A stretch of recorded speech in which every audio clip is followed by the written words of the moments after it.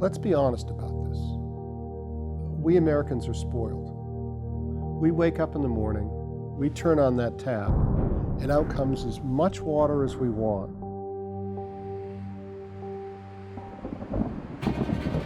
People in the United States use more water per capita than any country on earth. Why? Because we could. We can't anymore. There's been a long-running dispute since the 1920s between the states over who gets how much of the Colorado River. California in general looks at their supplies as secure and a higher priority than, for example, Arizona. I don't want a state next door, for example, saying, hey, they have water, we need it, let's take it. We have to defend what we've got here. There won't be any winners and losers. There will only be losers. More breaking news coming in, this time happening much closer to home. The water levels at Lake Mead are now at historic lows. And the fight to conserve water keeps growing. In fact, according to new research from NASA, 35 years from now, if the current pace of climate change continues, the Southwest as we know it will experience. All right, but first, don't think California's drought will impact you? Well, financial expert Ryan Tig. I don't think it's going to be as simple as saying, is it agriculture or is it cities? It's going to be returning to unsustainable use of groundwater. I think we have to get back to a model where you acquire water in advance of growth. That is not what our laws require. The concern that I have at this moment is getting everybody to take a deep breath.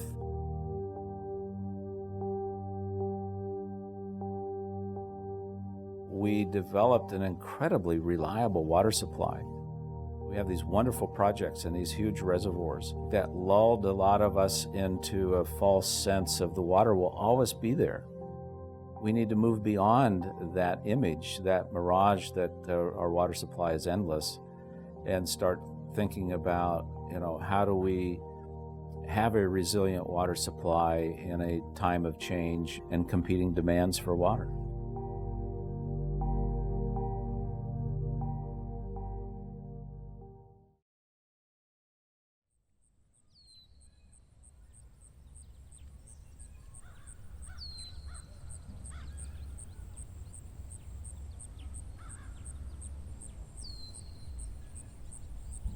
Well, the West is really at the forefront of water problems in the country.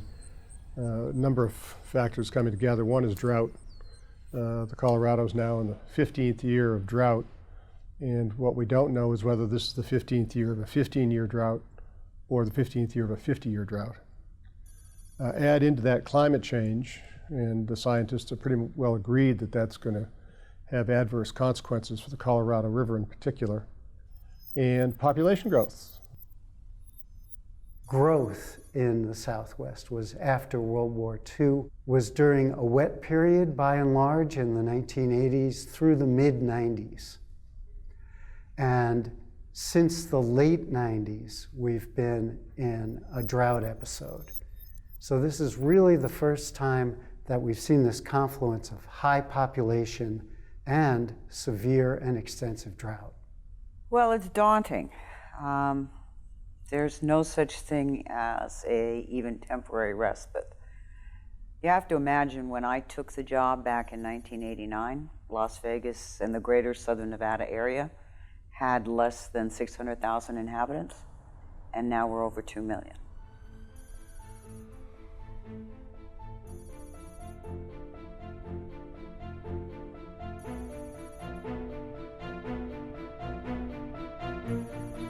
When you start connecting the dots and seeing how one impact triggers reactions and triggers consequences in other areas, you begin to grasp a different understanding of the, quote, system. In the Colorado River, starting at the upper basin, we move the water out of the basin. In Wyoming, we move it to Cheyenne. In Colorado, we go across the Continental Divide to the Front Range cities. Cross over to Utah, Central Utah project takes the water all the way to the Wasatch Front. Come down to New Mexico. It moves it out of the Colorado River watershed to the Rio, to Albuquerque. Las Vegas uses it. 300 plus miles of Central Arizona Project aqueduct goes to the central cities from Phoenix all the way down to Tucson. On the other side, it goes all the way to the coastal cities of Southern California. Because Metropolitan Water District of Southern California takes half its water from the Colorado River and half of its water from the Sacramento Bay Delta, they're connected. What happens in the Bay Delta matters in Cheyenne. It is one huge plumbing system that is intricately connected. When you start looking at the system in those terms, it changes your perspective.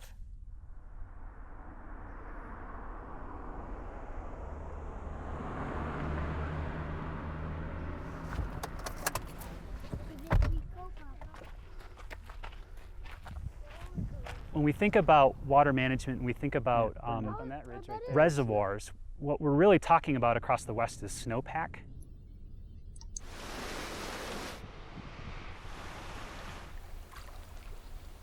You know, we think of reservoirs as physical things, but you know, dams are really structures to manage snowmelt. Winter storms coming off the Pacific Ocean, those are really critical to building up water in the reservoirs. The Southwest in its back pocket has big droughts. We're built for drought, as a colleague of mine says. We should expect droughts. It's related to cycles of sea surface temperatures in the Pacific Ocean. So in the winter time in the Southwest, when we have a warm tropical Pacific Ocean, so it's warm, it's more energetic, putting more moisture out there, we typically have a wet winter in the Southwest.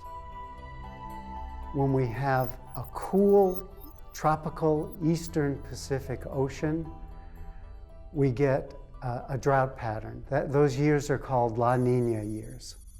Those stacking up of La Nina winters over decades gives us these drought cycles that we're currently experiencing right now. Since 2000, in the current drought, we've seen Lake Mead decline by more than 100 feet in elevation. Some would say, well, that's the sign of the drought. And it's true in part. The three lower basin states, Arizona, California, and Nevada, were allocated a portion, 7.5 million acre feet a year. California got 4.4 million acre feet, Arizona got 2.8 million acre feet, and Nevada got 300,000 acre feet. It's generally considered that the compact came together after a wet period, but sometimes it's also considered to be a little bit of political stretching, that you make the number higher to make sure that you can satisfy everybody on the river. So I think it's a combination of a wet period, but also maybe selecting the period that you look at to make the allocations. The reason that we're heading this way is because we're not charging those evaporative losses in Lake Mead. We're not charging the lower basins half of the Mexican treaty obligation to the states. All of those things are being taken out of storage. The fact that the Colorado River is over-allocated, by which I mean there's actually more rights to water than there reliably is water in the river every year. And you've got really kind of the perfect storm.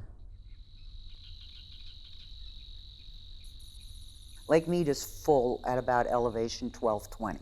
So we've come down dramatically. Currently, Southern Nevada has 2 intakes into Lake Mead. At elevation 1050, Southern Nevada loses its upper intake. That's 40% of its capacity to be able to move water into Southern Nevada. That's unacceptable.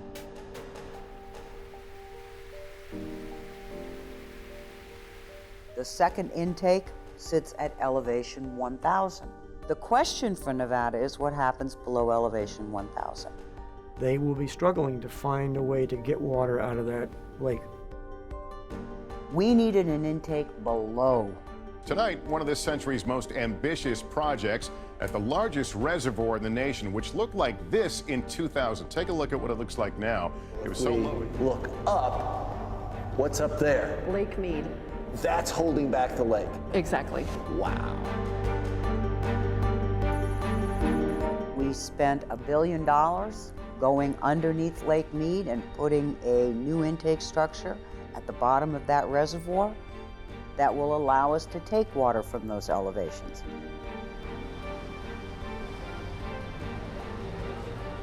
Southern Nevadans get it, and they completely understand how their water reality has changed over the last 15 years.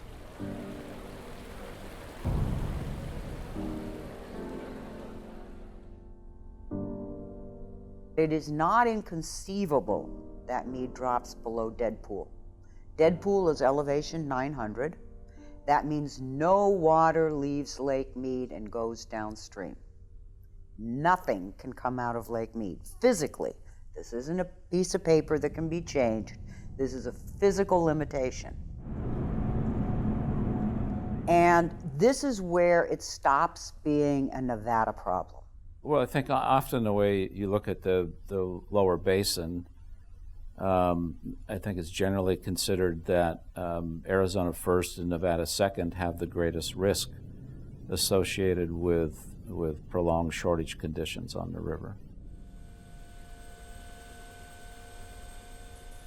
The CAP system essentially brings Colorado River water from Lake Havasu on the Colorado-California border. It's 336 miles long and brings it across the desert to the cities in Phoenix, to the agricultural districts, largely in Pinal County. One of the things that Arizona had to agree to in order to get the CAP authorized was to allow California to have a senior priority over the CAP. Arizona, the Central Arizona project that is, will be reduced till the point that it has no water before California's 4.4 million acre feet is cut. That agreement that Arizona was going to be the junior partner is coming back to haunt us. 1,075 feet of elevation is the trigger for a level 1 shortage. If that shortage is declared, then CAP would lose access to about 320,000 acre feet, or about 20% of what we deliver on an annual basis. As Lake Mead continues to fall, if it continues to fall, at 1050, the reduction increases to 400,000 acre feet to Arizona, and at 1025, the reduction would be 480,000 acre feet to Arizona. We have priorities within the CAP system.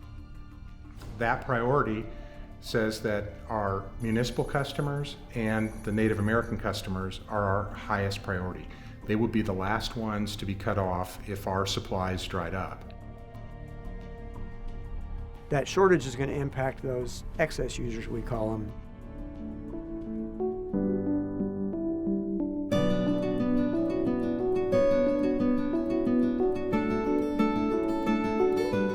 This alfalfa that we're in right now is sold to a local dairy, T&K Dairy. They're going to feed it to their cows.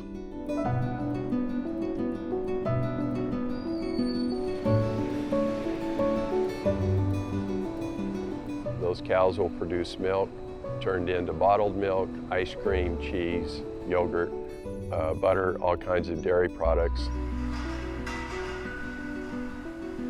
We use a lot of water to grow these crops, and so the real consumer of that water is the public when they buy and consume the food. In shortage level 3, we lose all of our CAP water.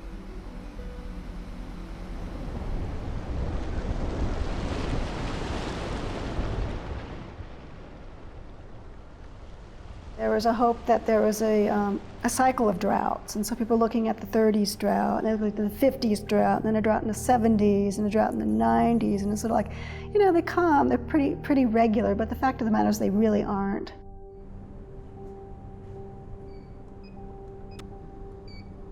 This is a cross-section of wood from the upper Colorado River Basin.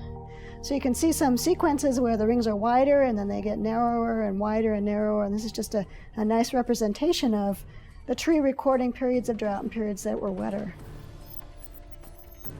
The longest drought occurred in the 1100s, and we define it 60 years of drought. 60 years is like so much longer than anything we've seen in the 20th or 21st centuries. What would happen if that occurred now?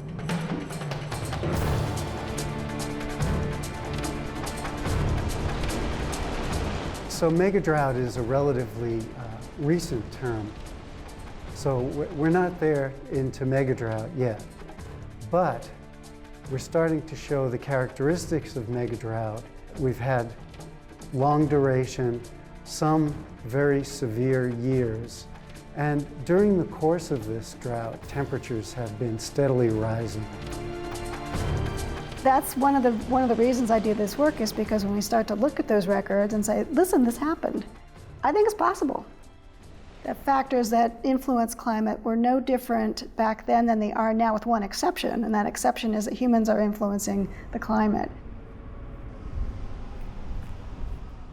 The way that we do climate science is through building models and using computer simulations to be able to try to understand how these things change. Well, what is a model, right? I mean, what's the word model mean? A climate model is really a mathematical representation of wind and rain and evaporation in the sun expressed in computer code that then tries to make basically three-dimensional pictures of the climate through time. What's not known is so much less than what is known as far as how the climate system fits together on the big parts of it. Colorado River stream flow is projected to decrease over the course of this century.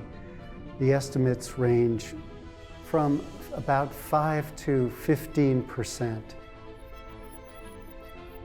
As the atmosphere warms up and the atmospheric circulation becomes more vigorous, the storm track will track further to the north. So a lot more moisture tracks to northern latitudes, and again, that leaves us high and dry at the southern latitudes, which would also increase the likelihood of megadrought.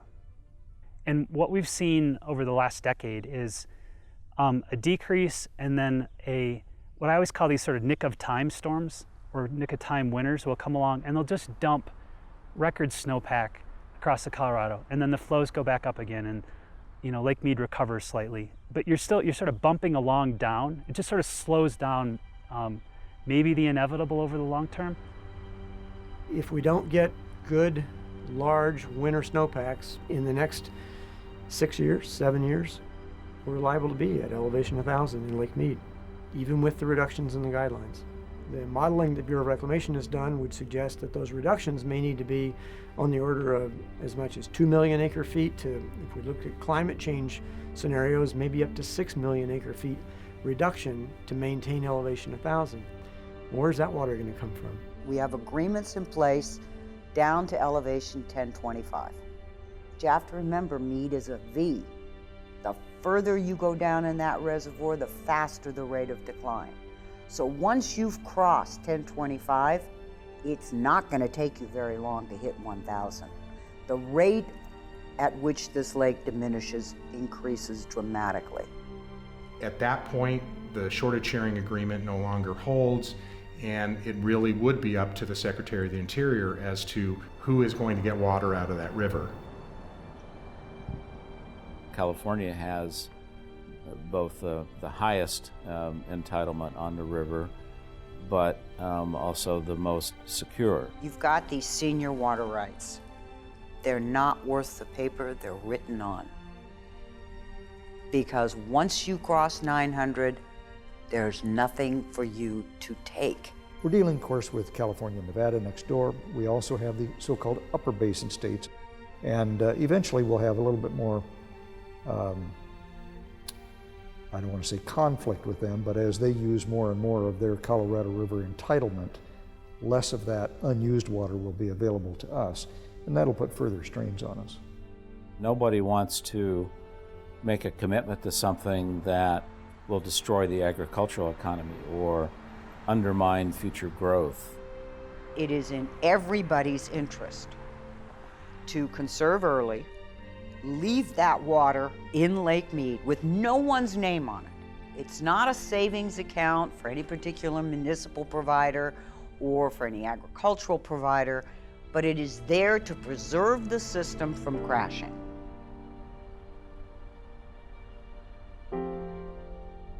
The level of statesmanship that's going to be needed is extraordinary.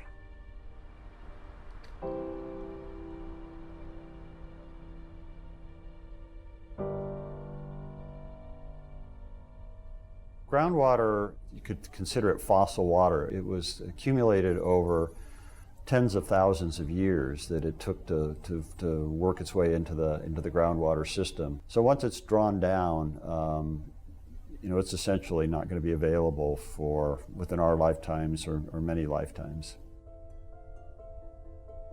My first job, almost, in Arizona, many, many years ago, was serving as the executive director of the Arizona Groundwater Management Study Commission.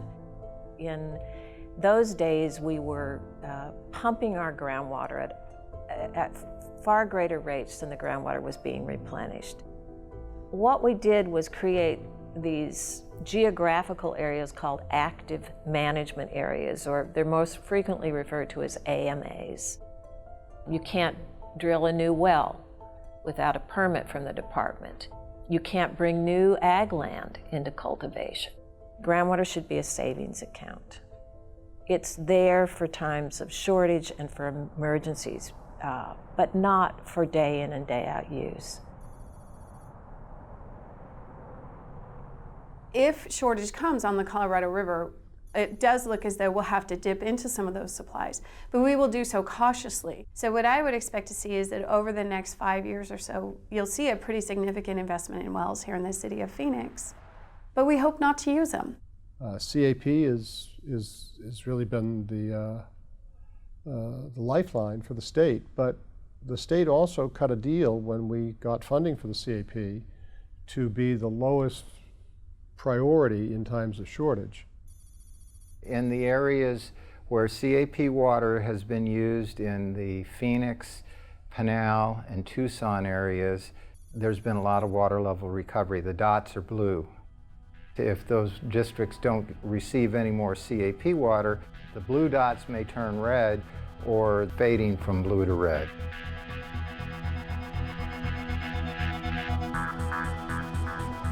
It's not the big cities that are really at risk. It's the new areas where people want to grow. A lot of the rural areas of the state, when we were drafting the act, said, we don't want any part of it. Leave us alone, please. We'll just go on the way we've been going.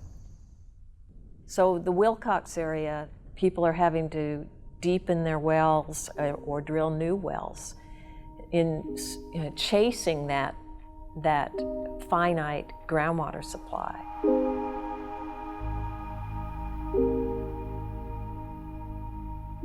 Well, you start thinking about how you use water a lot differently when you don't have any on a regular basis. First thing that happens is we stop watering trees.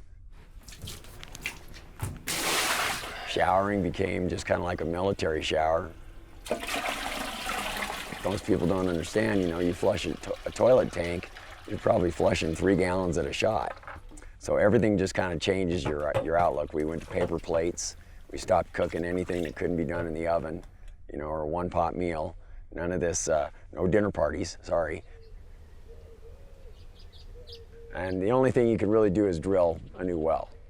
That would be about $34,000 just to drill and case it. I think after the initial panic phase and that, you start getting into a little bit of an anger thing because you're like, well, how come I'm out of water? Why is my well going dry?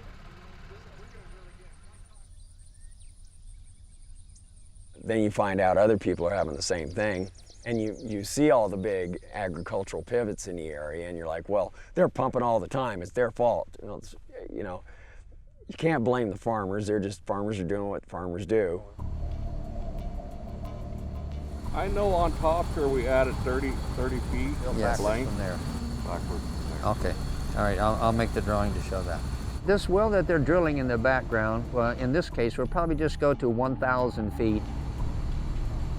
When you start to pump from greater and greater depths, the cost of drilling the well, the cost of operating the well, the cost of pumping per acre foot just puts the price of water beyond the reasonable rate of return for the crop that you're growing. The next 2 to 3 decades will see a major change in the kind of farming that's done in many areas, just simply because of the shortage of groundwater. I think we're right on the cusp. Tonight, we're very honored to have all 3 of our Arizona legislators here with us. No question. Answer his question. Are we going to talk about water now or not? Yes, we are. No. Why don't we do the water? Well, let's do it now. You can talk about politics after that.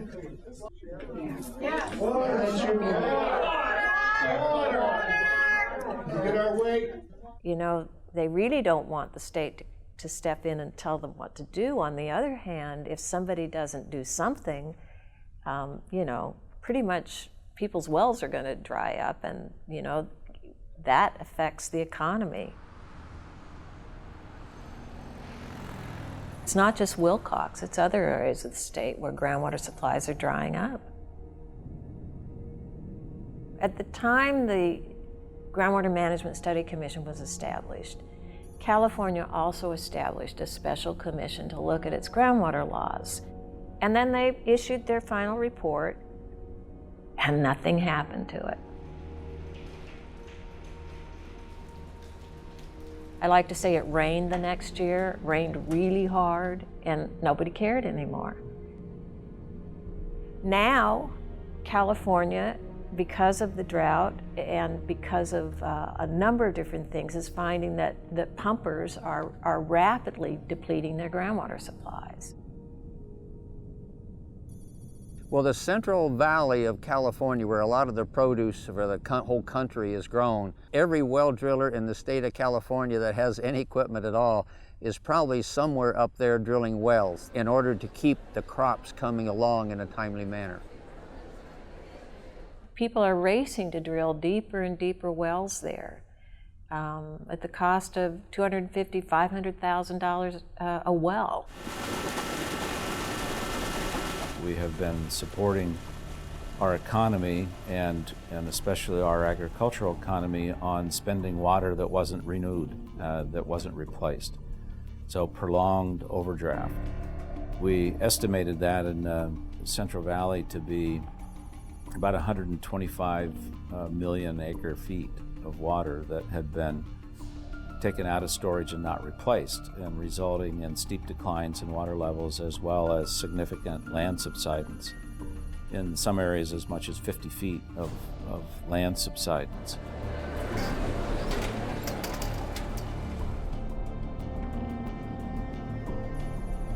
The last official snow survey for the state resulted in a determination of 5% of normal, the lowest ever recorded in, I think, well over 100 years of recording snowpack.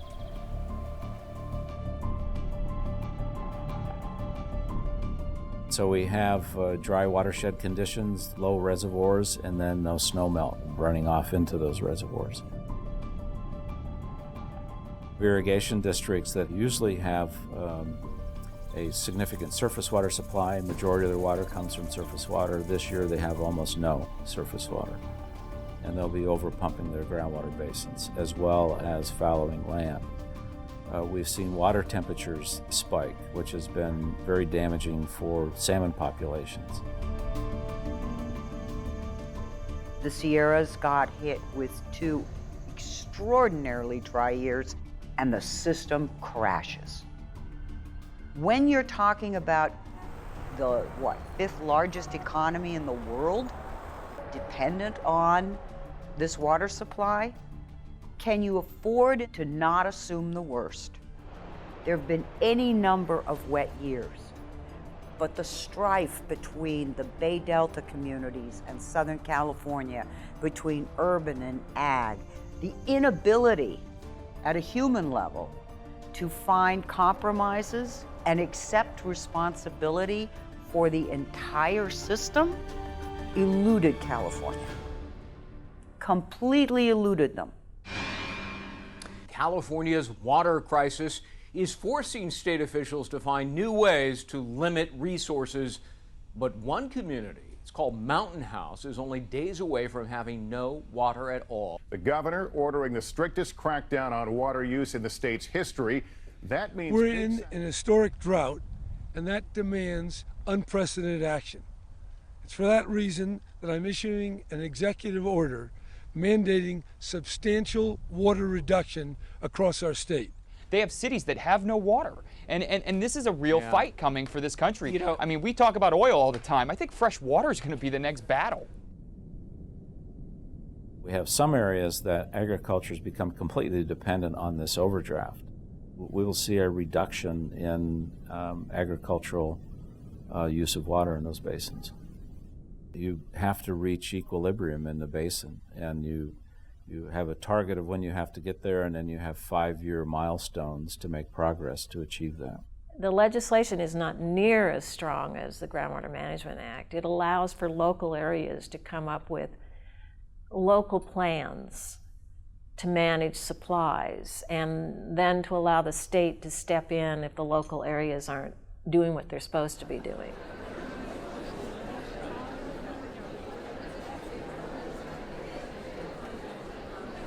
We look down the road and we know that growth will occur, and we know that demand for water will increase, and we know that if we don't plan for it now, then we will be in trouble. The easiest thing is the most obvious thing, and that's water conservation. It's using the water that we already have more wisely, more efficiently, more cautiously. Here in the city of Phoenix, for example, we are using slightly less water than we did in 1996, and we've added 340,000 people to our population base. Everybody's conserving water. Can we do more? Yes. But it's not enough. It's not enough to meet future demands everywhere, and it's also not enough to stop groundwater mining.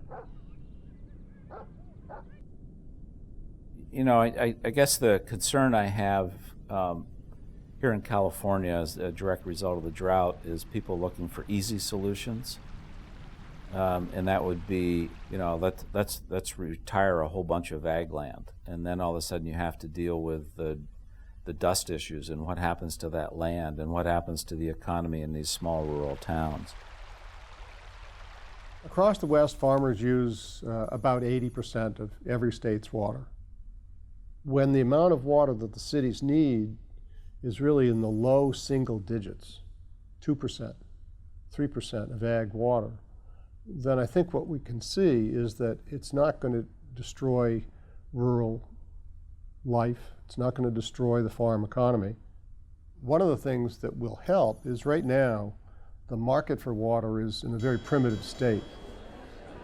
We could set up a bank, just like a bank or stock exchange that served as a clearinghouse for people who want to buy or sell water. I think the goal should be that farmers use slightly less water with modernized infrastructure paid for by the municipal and industrial sectors, and grow as much as they did before, but with a little less water, and the water that they don't use is now available for municipal and industrial purposes.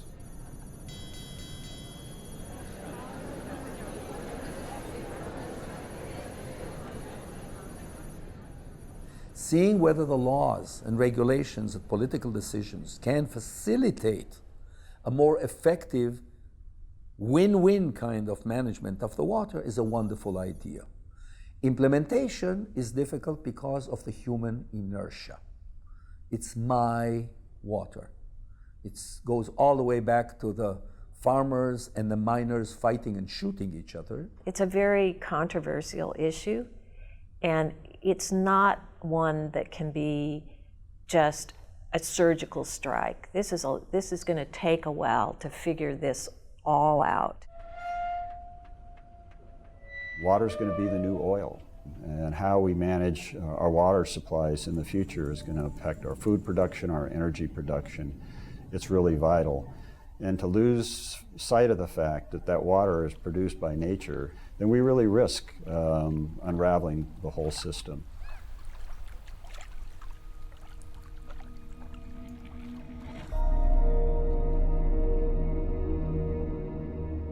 Arid regions are projected to experience some similar things, leaving these so-called subtropical areas high and dry. That's the same kind of projection that we would expect for the African deserts, the Australian deserts, the deserts in parts of China and South Asia.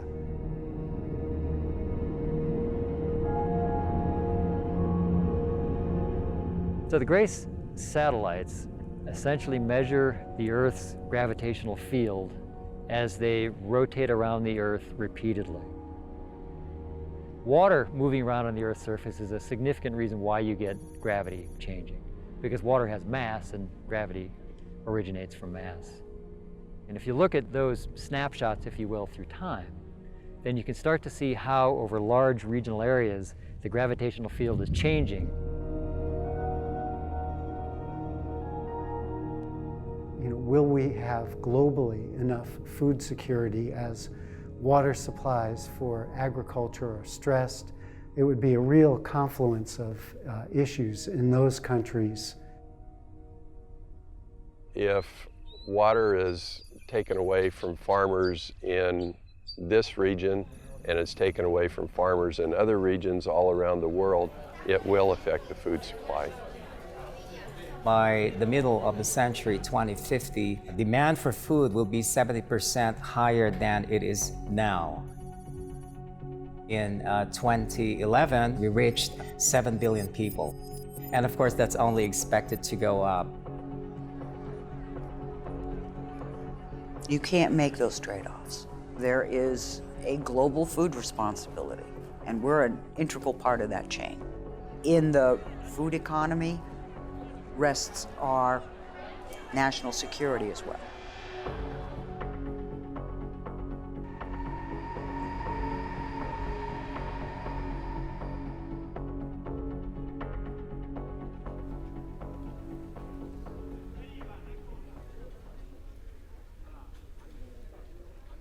I don't know that anybody has the crystal ball to know how we're going to avoid real dislocations or real issues in certain parts of the world as the population grows. But I think we know the direction in which we have to go, and if we don't go in that direction, then we're not going to get there for sure.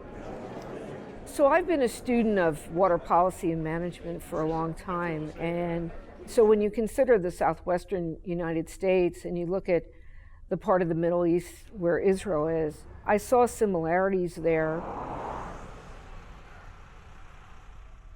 I think that there are lessons that we can learn from other areas. How can we maybe do some things done elsewhere even better?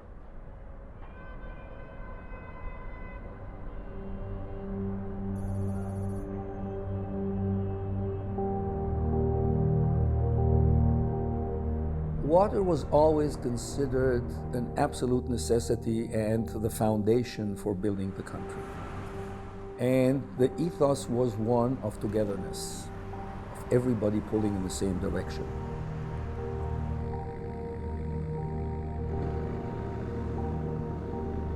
In about the mid-1960s, early 70s, competition took over between the sectors.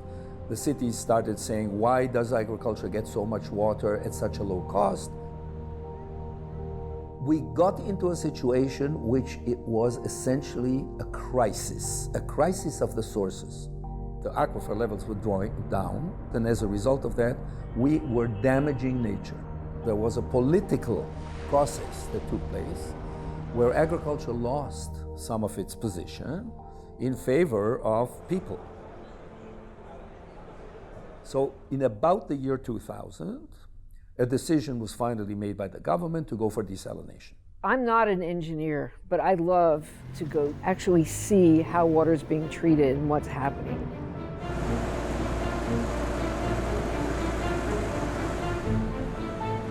You go to visit a plant like Hadera, which is a huge plant. You walk into it, it looks like a traditional, in my view, a traditional plant with horizontal membranes as almost as far as the eye can see. So this is the end of the process. The largest plant, the Soric plant, built by the same company with different diameter membranes that are vertical instead of horizontal.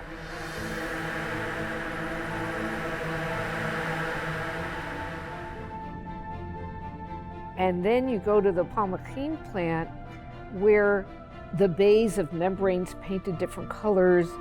I can only describe that plant as whimsical.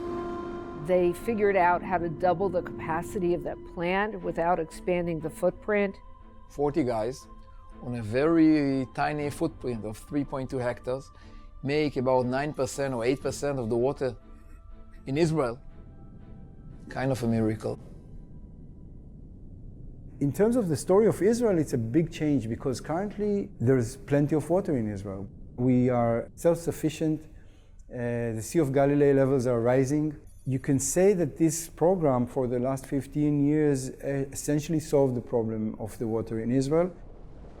By now, with the technology that we have, seawater is in a comparable level economically. The nice thing about seawater desal, the source of the water is endless.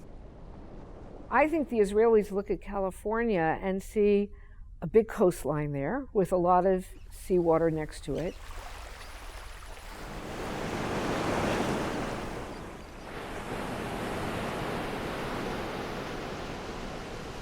Here in Carlsbad, we are developing the largest desalination plant in the Western Hemisphere. The plant is 50 million gallons per day, will serve around 300,000 people, which is about 10% of San Diego County. We are able to predict what this water will cost for the next 30 years. And at some point here shortly, imported water rates will be more expensive than desalinated water. So we're hoping that this plant in Carlsbad will kind of pave the way for other plants in California. California can follow the path, and there is a plan to construct something like 15 desalination plants. We're already starting building the Santa Barbara one. If it takes the time that it took for San Diego, which was 12 years from getting the award to actually starting the building, it's going to take some time. There's a number of concerns with large coastal desal. And one is just the expense, certainly the carbon footprint. As you probably know, California is very focused on renewable energy and on greenhouse gas emissions. Desal probably has the highest carbon footprint of any of the water management alternatives that you could look at. I would say that desal continues to be a more boutique application here. Everyone sees desalination as a silver bullet solution. It's not. It is a critical part of the future, but it is not the silver bullet. Growth is outpacing the supply of water. We'll eventually have to have some augmentation. But in the meantime, there are some other things we can do to forestall that time. I think we here are just starting to think about some of the things that are just second nature in Israel.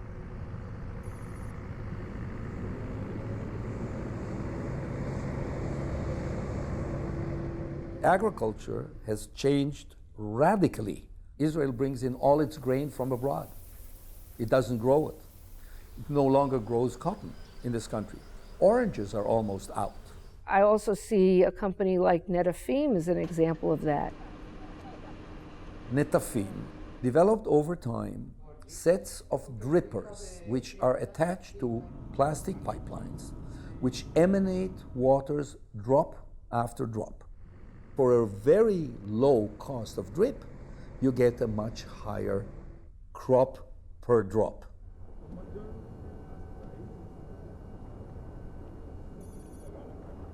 It's our responsibility to look for new ways of doing agriculture, especially here in the Southwest. This greenhouse facility was built with the latest technology in climate control, irrigation control. So I think this is part of what the future looks like. The plants get shots throughout the day of irrigation water that has water and nutrients. Whatever the plant does not use, it gets recaptured by these gutters and then recirculated to be reused. So it's a closed loop system, and that creates a big efficiency. Traditional agriculture uses anywhere from 10 to 20 gallons per pound of harvest tomato. In our system here, we can lower that number to 2.5 gallons of water per pound of tomato.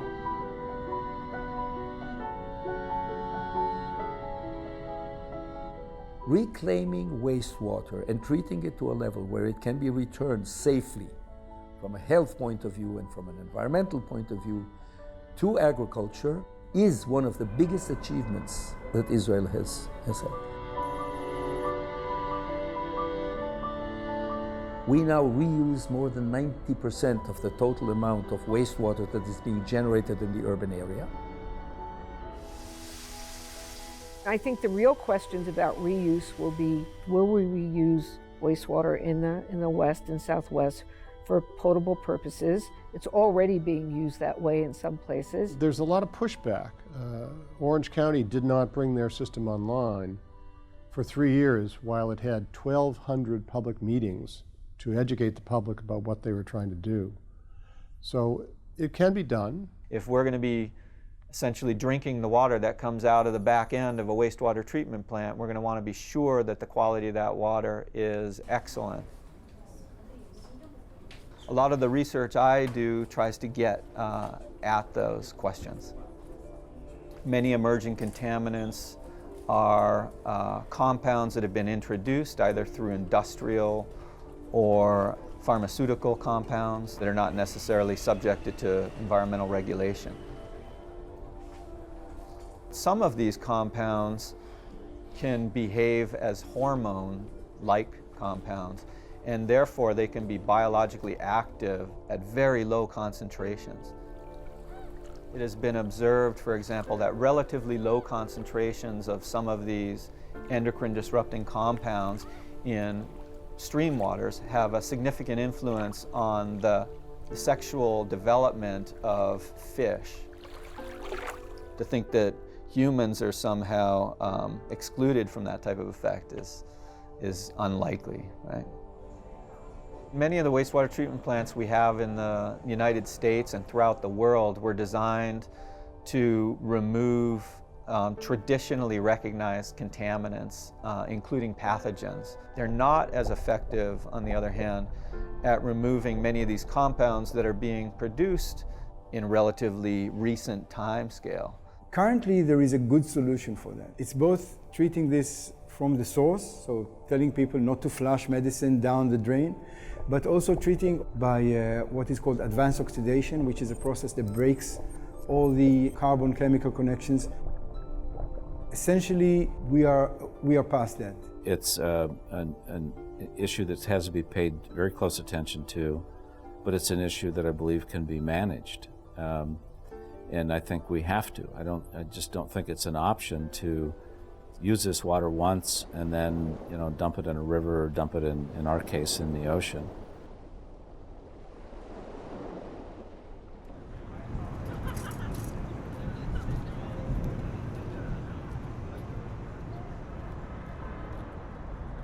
The monsoon season is really a shift in our wind from off the Pacific, this dry air, to south and southeast where we're pulling up tropical moisture, and we start to now have thunderstorms, and this is what gives us our spectacular lightning, flash floods, where it'll rain on your neighbor's house and not on your house.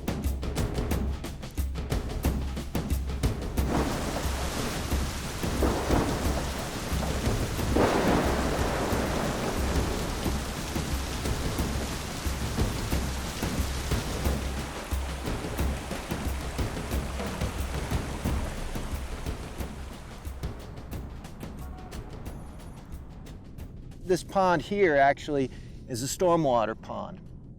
You know, what is the difference in water supply when you start putting in impervious surfaces like rooftops and roads? And you know, it dramatically increases the amount of water available to us. Spatially across the whole region, the volume of rain falling is about equivalent to the volume of water that is purchased.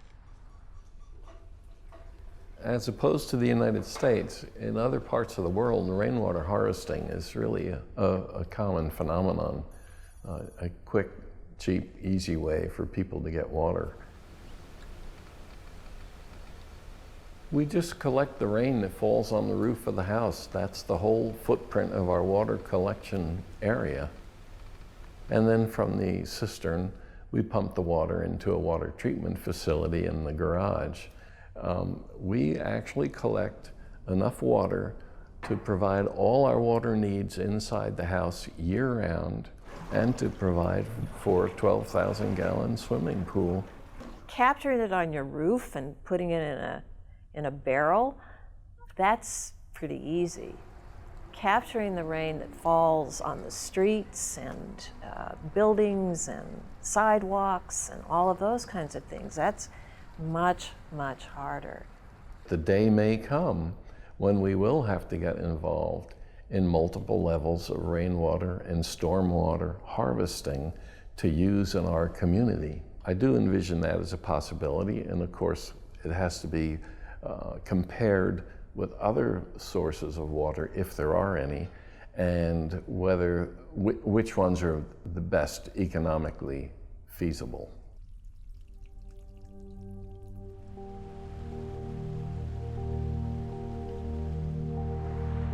As communities look to some of these more expensive options, the question of how do you pay for that is very important, and who finances it. Very few, if anybody, expects the federal government to be the source of, let's say, a major proportion of funding. We need to invest. We need to invest to have the kind of water supply for our children and our grandchildren that we're going to be proud that we did.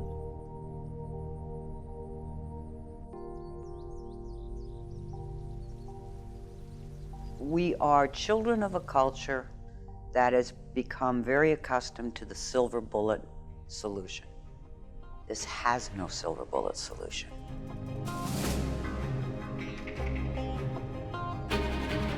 It is some desalting, it is some reuse, some groundwater banking, it is some structural facilities construction. All those pieces have to come together. It varies from region to region of what their stressors are and what their options are. We've seen too many communities in the West, and they had a contract right to a certain amount of water, and it came through these two pipelines. And that is the worst way to look at your system. You have to look at all of your options.